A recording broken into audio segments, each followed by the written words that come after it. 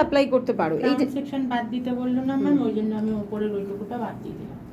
Crown section মানে এইটুকু, মানে এই যে টিপ পয়েন্ট টু টিপ পয়েন্ট এই সেকশনটা, ঠিক আছে?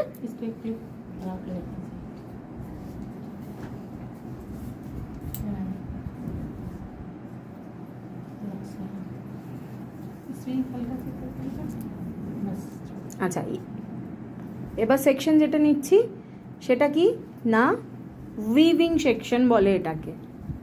দেখেন উইভিং, দেখো কিভাবে নিচ্ছে।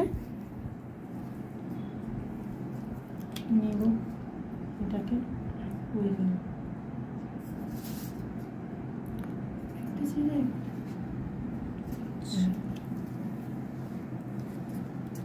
দে ও সবগুলো একসাথে নিলে পারবি না।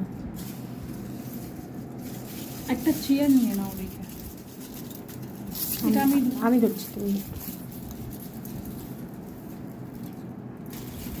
ফার্স্ট যখন আমরা চুলে লাগাবো টাইমিংটা দেখে নেবো, এবং পুরো কমপ্লিট হওয়ার পরে ফার্স্ট এখন কটা বাজে, 1:45 হলো, টাইমিংটা দেখে নেবো।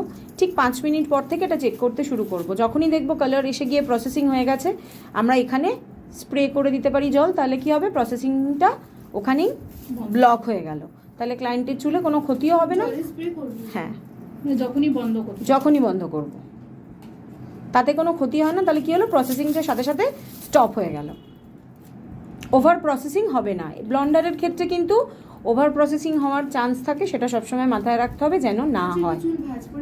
না, এইটা মানে এতটা ছেড়ে ওই কোনো কালার কোনো কেমিক্যাল স্ক্যাল্পের থেকে যাবে না, আর 1/2 ইঞ্চ থেকে 2 ইঞ্চ ছেড়ে কাজ করতে হবে, 1 ইঞ্চ তো মাস্ট।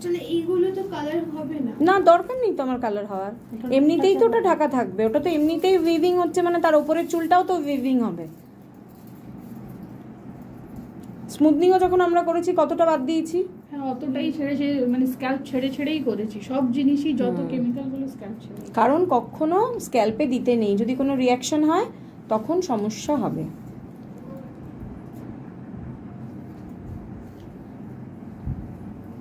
আচ্ছা, টুম্পাদির ওপরে কিন্তু আমরা ক্লায়েন্টের ওপরে আমরা কিন্তু